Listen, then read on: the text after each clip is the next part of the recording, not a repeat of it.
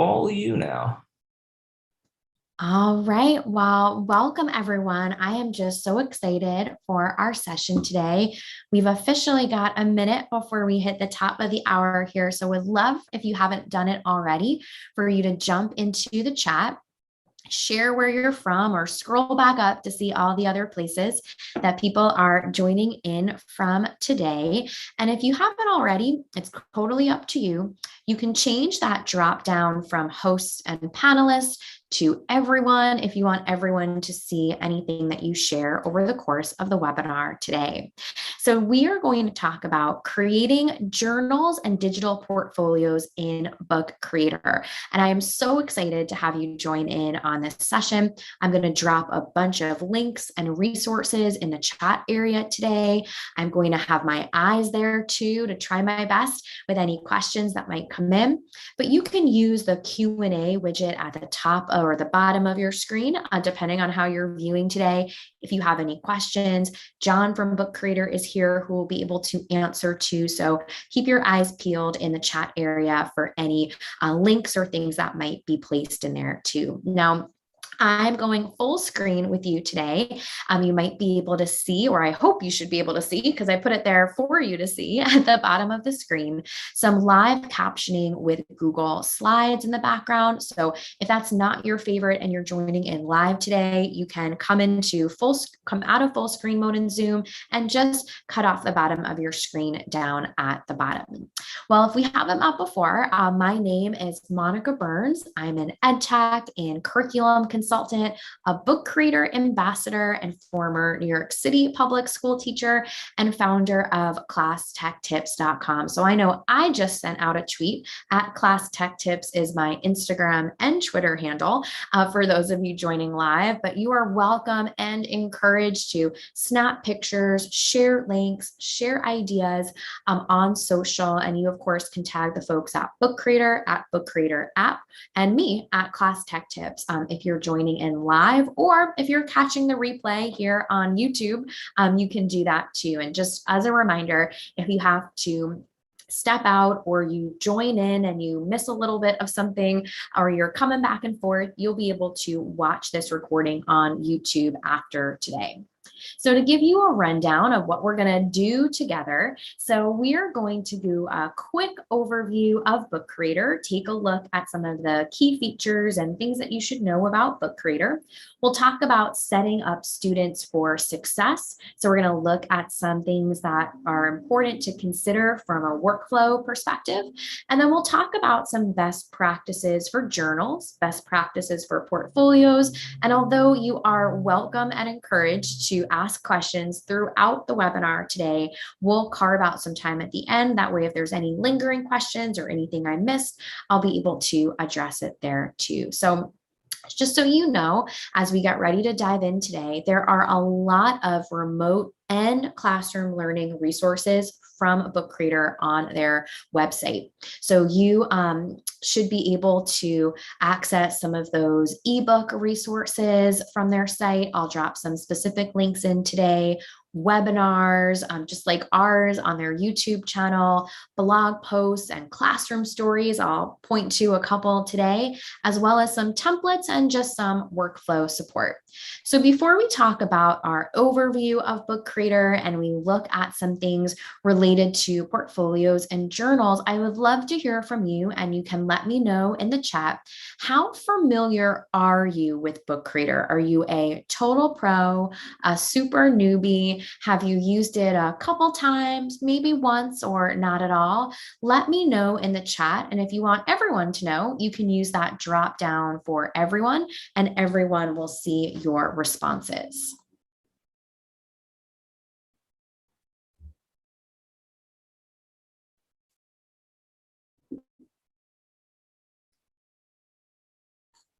So I see some newbies use it for a while, just a couple of times. Awesome. Keep it coming. I'm just learning, a few opportunities to explore. Awesome. And I see we've got some Book Creator authors in the chat too, so that's fantastic. And now I would really love to hear, and I'm going to push this one out as a poll so you can still share in the chat, but you'll see a poll pop up. I would really love to hear, how are you using Book Creator right now? Are you using the free online version, the paid online version? That's what I'll share my screen and show off today. Are you on a school or district plan, iPad, or new? You haven't picked a way to use it just yet.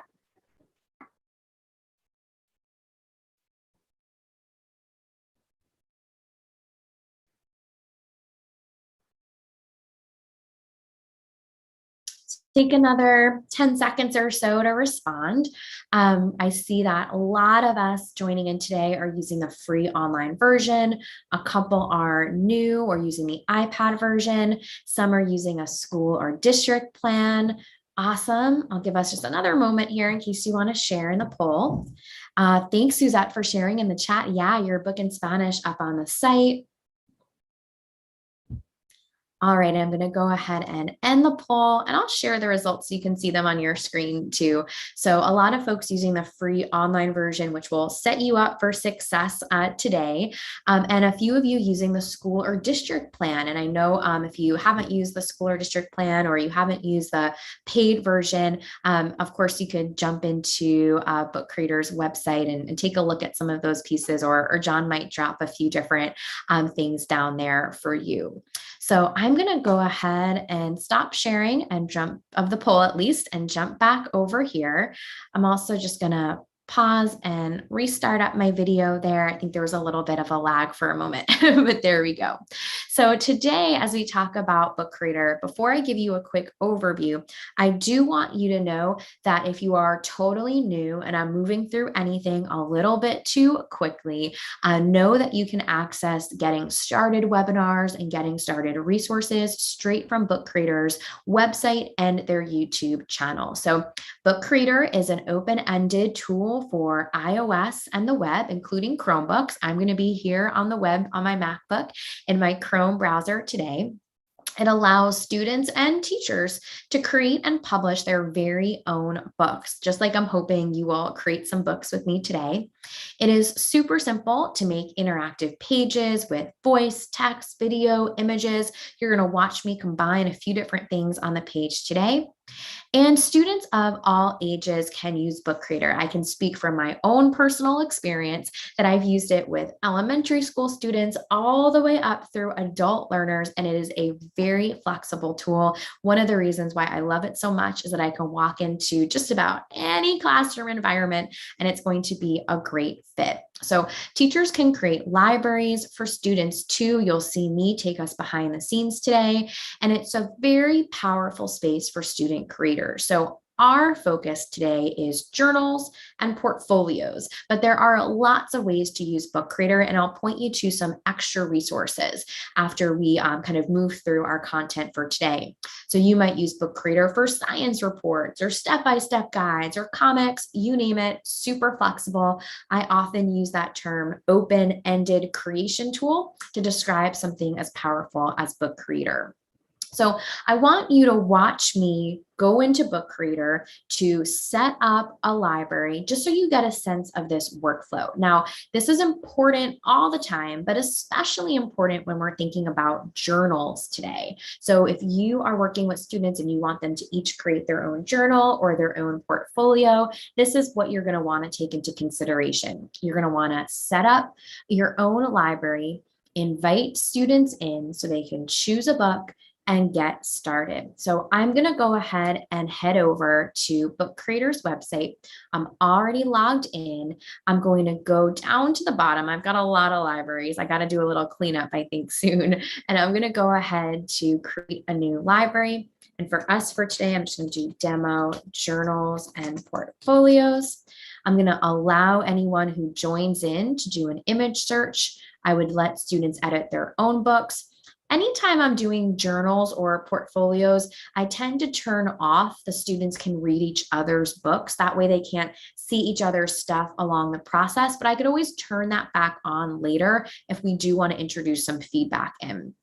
And I'm also going to turn off the collaboration piece. That's a paid feature that is awesome, but we're just not going to focus on it today. We have a whole webinar you could check out on YouTube about collaboration and lots of collaboration resources if you want more about that. So I'm going to go ahead and create a library. It's empty right now. And eventually, right, I would go to the invite code and invite students in. I'm not going to have you join my library, but I just want you to see what it would look like. So I would invite students into the library, and then they would hit new book and create their own journals. So maybe they choose the square, and maybe they start adding things using the plus sign on the page. And we'll get into more detail as we go through. I just want to give you that little bit of a taste on getting started because it'll give us some context for today. Now, if you would like to join in and kind of try this out alongside with me today, I would love for you to jump into Book Creator's website. The good thing for those of you joining live is that I can answer any questions. John can answer any questions you have. So there's a lot of benefit to trying this out live with us. However, if you would rather sit back and just watch, you are good to go. You're in the right place too. So you're going to head over to app.bookcreator.com. And this is what it looks like in my incognito window here. So I'm not signed in over here.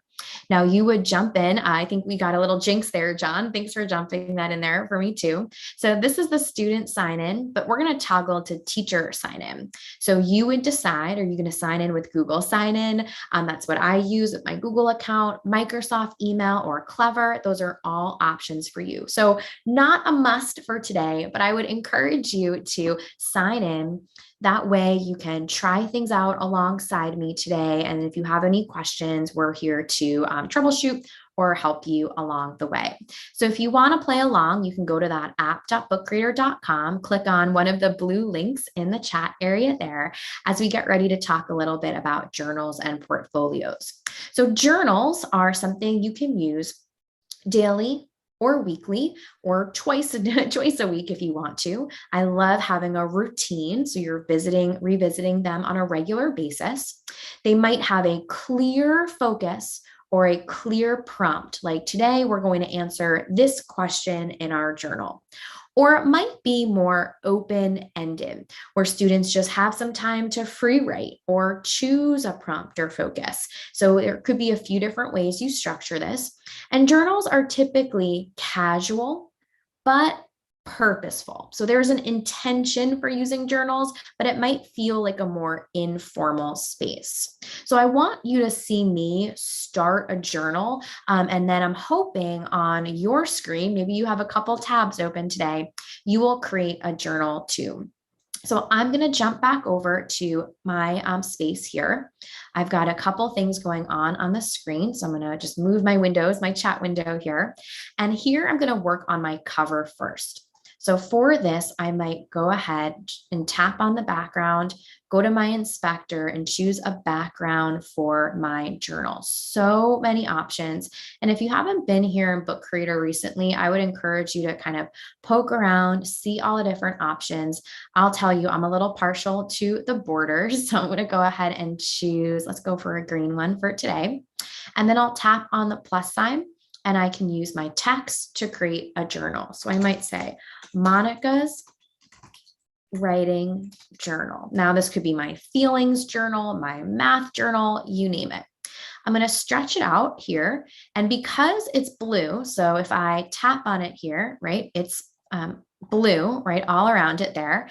I'm going to go to my inspector button, and this is where I can change the font, maybe make it a little bit bigger, change the kind of font here. So I can choose from anything I want here, lots of different options. And then I can go ahead and even choose the color if I wanted it to be a particular color, or I could choose a background if I wanted it to pop like this. So I'm going to go ahead and center this on my screen. So this is a good opportunity for you to think through what you might want a student's journal to look like. I'm going to go to the plus sign here and go to import. This is where I could add an image. So if this is my writing journal, maybe I want something like a picture of a notebook, and I can search for a notebook here, or maybe I want something like a pencil, and I can search here for pencils. So something where I'm working and writing. I like this one. I'm going to go ahead and choose this and add it here to the page.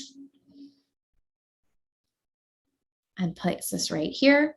And then if I wanted to, I could even tap on the plus sign and maybe record my voice and say, this is my writing journal. This is where I'm going to share all these things. Or I could even go into the pen tool here and choose a favorite emoji. Maybe there's an emoji that I love to use, and I can go ahead and add it, just almost like a little stamp or logo somewhere here on the page, just to give it a little bit of a an extra layer or design there. So inside of this journal space, I've got my cover here. You are in charge, right? You can give students a blank canvas, choose your own adventure like this one, or you might give them some structure. You might even say, I want you to make 3 shapes and fill those shapes with 3 things, right? So if this is my writing journal, I might say that there's a free write, or I might say that I want you to jot down 3 observations from our community walk or our nature walk. So you might say something like that to students, that you want them to jot down 3 things, and they can go ahead and make one of these. I'm going to go ahead and copy it and paste it. So we'll add another one right here. And then I'll go ahead and paste it right here.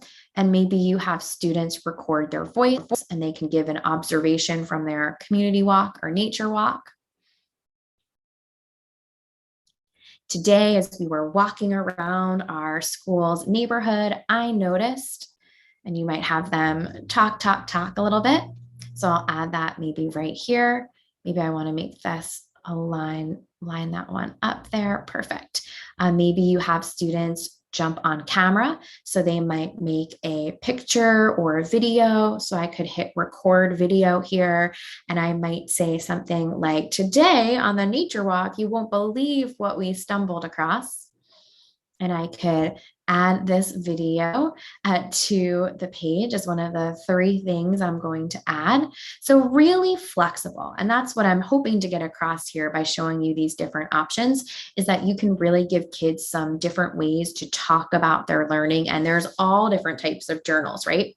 A couple of things to point out here. For this audio, today, I'll pause it. I can go ahead, click on it so it's blue, go to inspector, and then I can add a transcript. So I can generate a transcript. I was talking in US English, so it's right there and ready for me. And even for this one, I can tap it in blue, go to inspector, and it will automatically add captions for me. So I can edit them later if it's not perfect or if it made a mistake. But I have to say, it's usually pretty good, even with my my New York and my Long Island accent. It usually does a pretty good job of picking up all of that too. So this is just a quick start for creating a journal together. I'm hoping that as you are listening to me and watching me go through these steps, that you're also opening up Book Creator, and that you're trying a few things out alongside me today. Of course, you got the chat area and the Q&A box. So if you have any questions, you can jump in there as we're going through. So what are some things that your students might include? So what might students include in a journal? Well, you might have a set structure for entries. Just like I put those 3 pink rounded rectangles, you might have students always share 3 things, or you might have a lot of flexibility. Like, I don't care how you give me the summary today, right? Or I don't care how you respond. You could use your voice, you could use video, and give kids some choice. So there really is that multimedia option where you can make a decision on if you're encouraging students to use one type of media, or if you're giving them a lot of flexibility. Now, one thing you might want to include in your conversations with students when you are introducing something like this is that if they're going to have a shared journal, so everyone can see it, or if it's going to be more private, so just maybe you and them look at that journal, it's important to be transparent about that right from the beginning, right from the get-go. And if you remember, when I was getting started, I had those options to toggle on and off. I can always change it up later by hitting the settings wheel and say, yes, kids can read each other's books, or nope, I decided that we can't, and then toggle that back and forth in your library setting. So totally up to you, but things that you might want to take into conversations with your students. Now, I want to spotlight a few different resources. Karen Bosch has a great template that she used for COVID-19 journals last spring. So this might give you some inspiration if you want to check it out. Right here on my web browser is the Google Drive link. So as you can see, this is an EPUB file. So you can download this if you wanted to check it out. That's the Google Drive link. These are a couple screenshots though, in case you don't want to download it, you just want some pictures for inspiration. So this is the template where a student would add in their name. This is the area where they might add a selfie or they might add a recording. Here's a spot where you might have them put in things they like or don't like, or draw a picture, things that they love or things that they did at home or some special celebrations. So here's a lot of different options, and hers is a really great example. So if you want to check out Karen's Google Drive or EPUB files stored in Google Drive, you can access it there as well. Now, another example I want to point out to you comes from Yolanda Gonzalez. This is a Google site where you can find a lot of inspiration. And so here are the Google site. And you can find that here. Awesome, John. Thanks for sharing that. Yeah, we'll take a look at some remixable books too in a moment. So everyone who's joining in today, make sure you're bookmarking these different links, or the tabs at least I've got going on my screen. So here you can find some different examples of different things here that you might want to explore from this classroom page. And then, of course, as you are going through, there are some different templates, different remixable books that we'll take a look at as well. So would love for you, if you haven't already, to open up a page and start a journal entry. And while you are doing that, I would love to hear from you in the chat. Is there anything that is a must-have that you would have kids add to a journal? Or are there any journal ideas that you have already? Maybe your wheels are spinning about a science journal or a math journal. Would love to hear from you in the chat if there's anything that is front of mind or that you're thinking about underneath this big topic of journals today. So let me know right there in the chat if there's anything that you would have on your must include list, or anything that you're thinking of so far.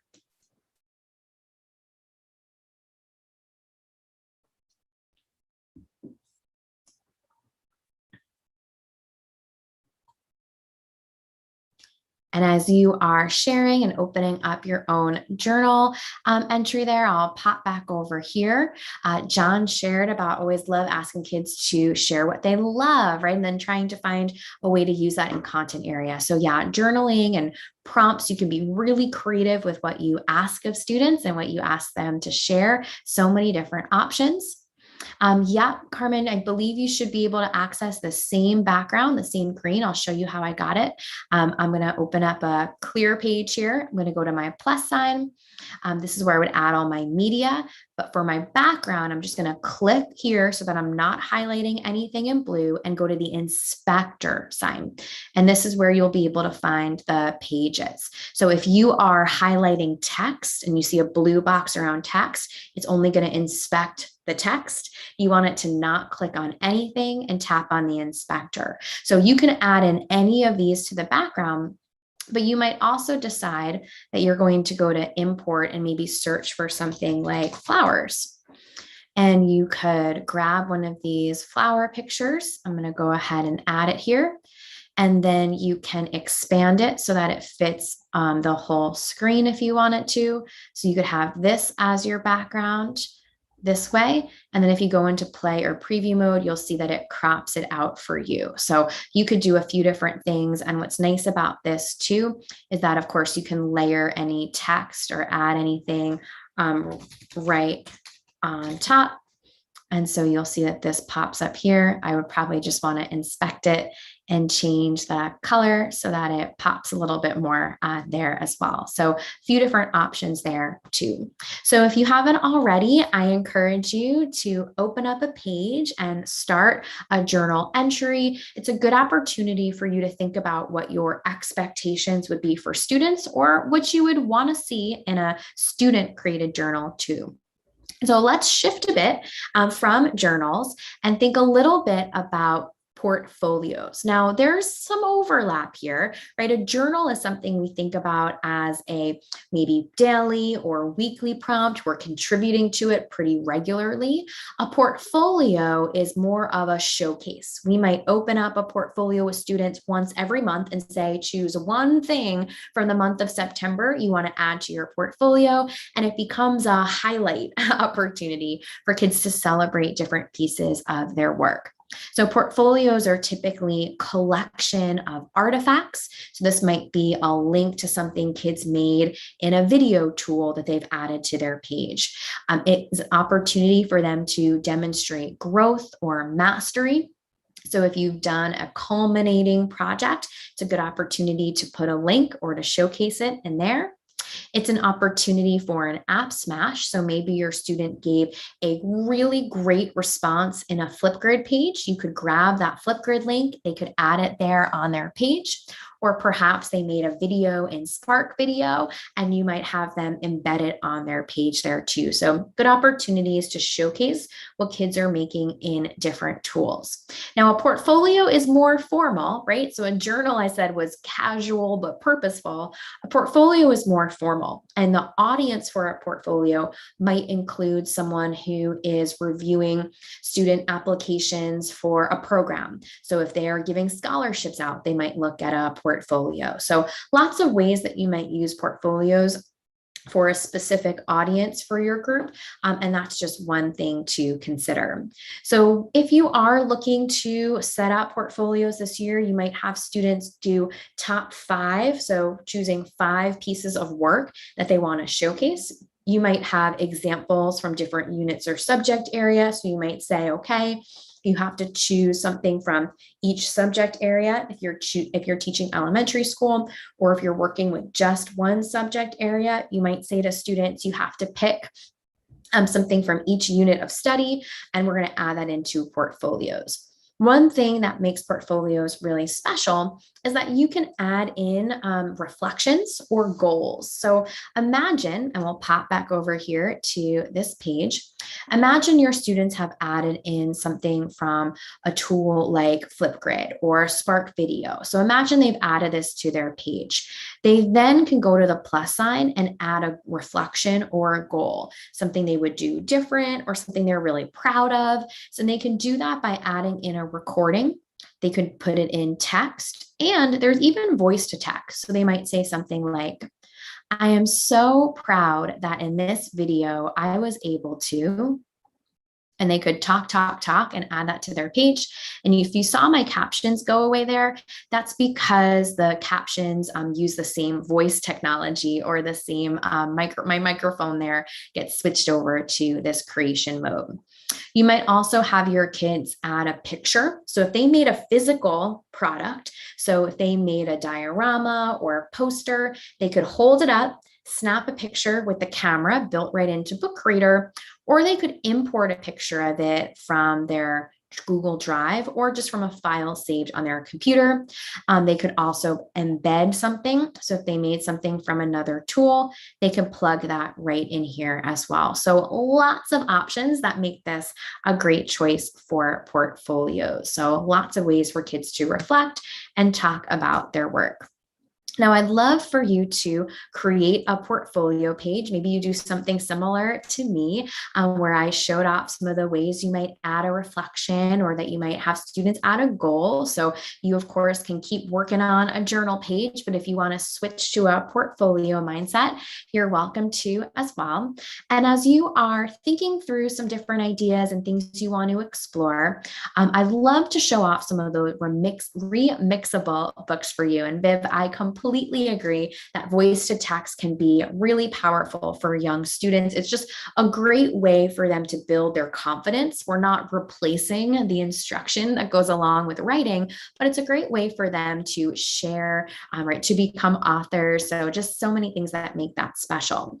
So if you haven't checked out the remixable books yet, I'll drop that link right here in the chat for you again. So I encourage you to open it up or click on it or bookmark it. And then then down here, you'll see that there are all sorts of templates. And right at the top, the first three right there kind of fall into that category of journals and portfolios. So journal like a diary or a reading reflection. And of course, like the portfolios here, there's also a vocab notebook one. To me, I think that counts in our journals conversation. A travel guide that kids might put in. There's all about me journals, well-being journals. So lots of journal resources right here on the page, and even some great things from Common Sense Media. If you joined me, I think it was last month for a webinar on digital citizenship, you saw me point to a few of these resources. So I'm going to go up here to the top and show you what it looks like to use one of these remixable templates. So I'm going to click here on my digital portfolio. I'm already logged into Book Creator, and this allows me to either read this or what I really want to do, which is remix this book. So it lets me make a copy and add it to my library. I'm going to go ahead to the one we're working on today, our demo journal and portfolios, and copy this to the library and then go to the library. So if you're watching and you're not interested in starting from scratch today, definitely try the remixable one and choose any of these.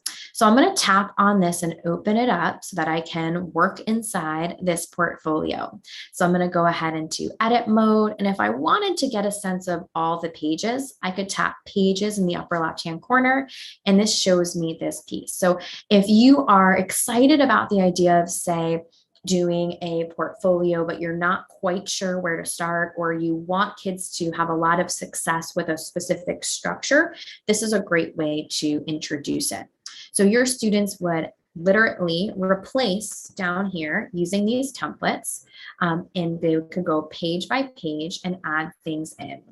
So I'll put in my name here.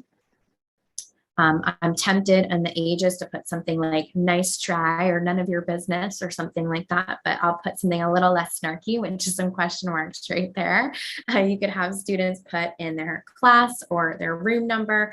For not all of the years, but many years, I was 5-235 with my students. You could have them update their school, and you can go ahead and hit done there, and then keep moving through the pages. So students can draw a picture of themselves. They can add a picture to their page. You can change up some of these prompts, of course. If you see the locked button with any of the templates, all you have to do is go to the inspector and then unlock it. And that allows you to jump back in, and you might say, draw a picture of yourself, or you might say draw/add a picture of yourself if students wanted to take a selfie and add it here to the page. So a lot of different options. Remember, I'm here at this remixable books link. It's the last one there in the chat. I scroll down and I just chose this digital journal one, but there's a bunch of them to choose from. So if you came here today thinking about journaling, but you also are thinking about social emotional learning goals, you might want to check out this well-being journal, remix this book, add it to one of your libraries, and then try this one out with your students. So a lot of flexibility here when it comes to using these templates, these remixable books. That's really the key word that you're thinking of here is the remix, right? So those remixable templates. So I shared with you what it looks like here for the digital portfolio. If you wanted to go straight to this one, this link would take you right there. But it's not the only option, right? It's just one of a few that you could try out or kind of take a look at here within the space, right, for the journals. So I'd love to hear from you. What could journaling or portfolios look like in your classroom? Before we go back out and I point out just a couple more features, I would love to hear from you. What might this look like in your classroom or with the students that you work with? Is there anything that came to mind as you're looking at these pieces? Let me know right there in the chat.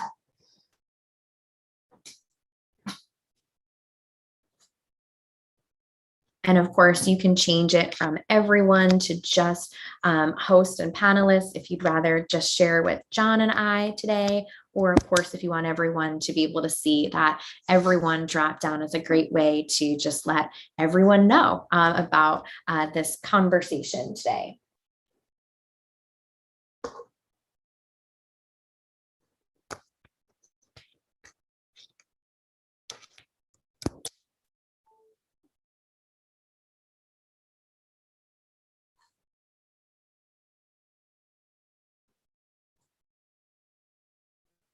And of course, you're welcome to plug in any questions there if you're not quite ready to share what journaling or portfolios could look like. Oh, we got one that just came in here. Yeah, having kids do a story each week, collecting what they've learned about lessons. Yeah, that's fantastic. Thank you so much for sharing.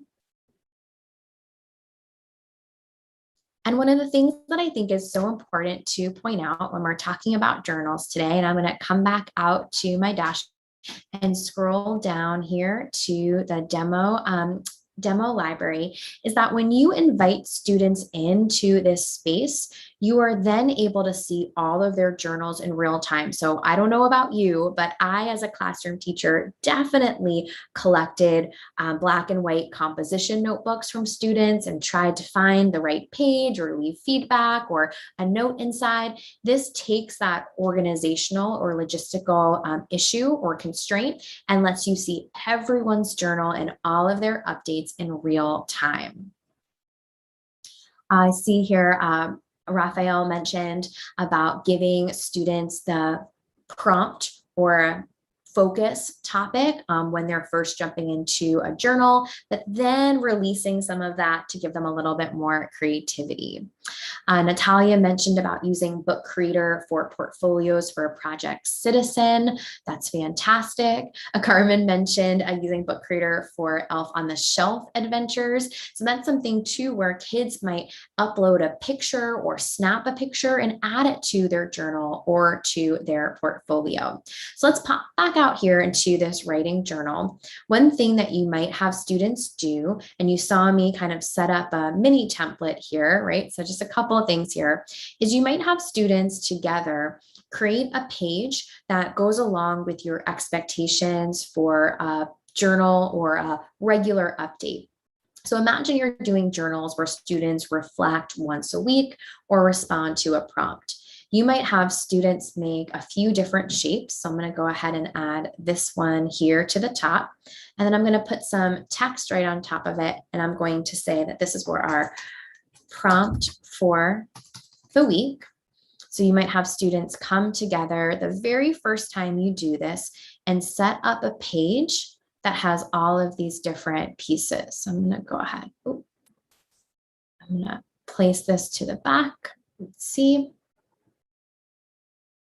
And then I grab our text. There we go. So I want this text to be white so it really pops. And I'm going to go to my inspector and I'm going to move it to the front so that it will pop here. Let me just make sure. There we go. And move this one to the back. Let's see. So as you are having students create something like this, and I'm going to go ahead and it should still pop for us here. You could have them make a template and then they can layer things right on top. There we go. And they could set this up with all of the boxes that they wanted to use, all the different things. Maybe this is where they put a recording each week. The idea here is that you could have them set up a page like this just once, go to their pages, and every time they want to use it, they could tap on the little three dots and they could copy it so that they would have a template that they use each week after they set it up with you just the first time. So lots of things that you might do. So you could also, of course, and I see it here popping in the chat here, use this type of portfolio or journaling experience for yourself, for your own professional portfolio, to add artifacts in that might go along with work that you're doing. So it's a great way for you, of course, to organize things all in one spot just just for you, or set up students with this lifelong learning behavior of being able to capture their learning, reflect on their learning, just so much that you can do. So I want to make sure to point out to you a few different resources before we jump over to any Q&A, right? Any questions that you have in our last few minutes together. So Book Creator has a free Facebook group. I am a member. And if you are using Facebook, all you have to do is in the search bar, type in Book Creator Teachers, and you'll see the group there to join. They have Twitter chats regularly and are super active on social media. So if you follow along with them on Twitter, on Instagram, on Facebook, of course, you'll find lots of ideas there too. So they also have a free newsletter that goes out each month, a support page full of extra resources. So just so much there from Book Creator if you are looking for some extra help as you move through this school year. So in our last 5 minutes or so, I want to make sure I answer any questions that have come in. And John, I don't know if I missed any in the chat or if I missed any in the Q&A, but want to make sure that I address them and point anyone to some resources that they're looking for. Yeah, no, great job, Monica. Great ideas. No questions that haven't already been answered. So, but yeah, if you have any, please keep them coming. We'll be here to answer those for you. Great. Actually, I just want to make a comment. So Miriam, I saw her chat message there about using journaling for students, but portfolio for her personal work. And it's every once in a while I hear one of those ideas where I'm just like, oh yeah, duh. And I think that as teachers, we have to get relicensed. We have to submit things to principals for evaluations and things like that. And I absolutely love the idea of using Book Creator to document my own personal professional learning throughout the school year, whether it's conferences I attend or videos of kids doing work in class, or how excited they are about different things. I just really think it's a great idea, and I'm going to steal that, Miriam, and I'm going to use that in future webinars. So thank you for that. Yeah, and it's such a great reminder too. And I'll pop back over here to this page. I'll make a new page here. If you do have multimedia that comes in from a few different places, this is where you're going to go ahead and add it, right? So the plus sign, import, you might have a great thing that students did in Drive that you want to add in. You might want to embed or add a link to a Google Slides presentation that they've been working on. So much that you can do here in this space when it comes to combining all the great things students are making and creating in different areas all into one spot. Monica did get another question here. Mohammed, when can I apply to be a Book Creator Ambassador? Unfortunately, you just missed the window. Applications were open like early part of the summer, and they actually just closed at the end of August. So we just have our brand new class of ambassadors, about 175 actually. But if you go to bookcreator.com/ambassadors, you'll get more information and you can get yourself prepared for next year. Fantastic.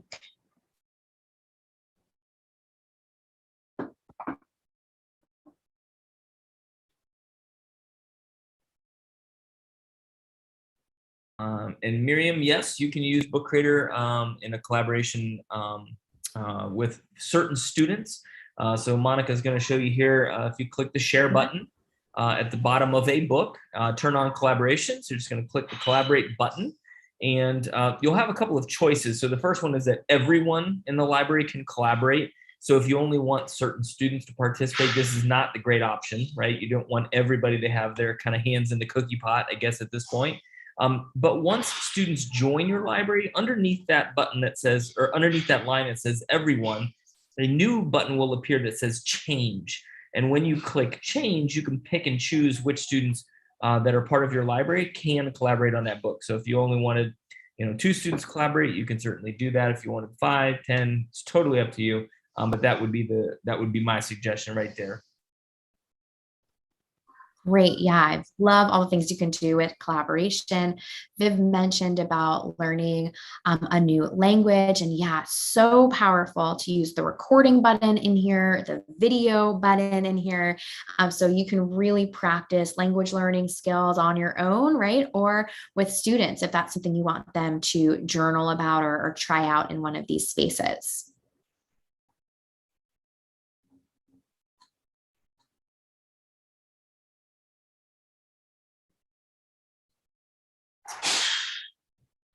I'm not seeing any other questions right now, Monica. Okay. Well, a big thank you, everyone, for joining in today. If you're with us live, you already heard me say that this is on YouTube. So you'll be able to access this webinar recording after today. So if you are working with a colleague and you want to make sure that they also are thinking about journaling or getting excited about Book Creator, you can share the YouTube link. We'll send that out to you so you have easy access to it. And I definitely encourage you to stay connected with the folks at Book Creator on social. So whether it's joining that Facebook group or following along on Instagram or Twitter, it's just a great way to get some ideas, maybe when you least expect it in one of those social spots. So thank you so much, John, for the invitation to come and present today. And thank you everyone who carved out some time this afternoon or whatever time zone you're in this Tuesday. Yep. Thanks again.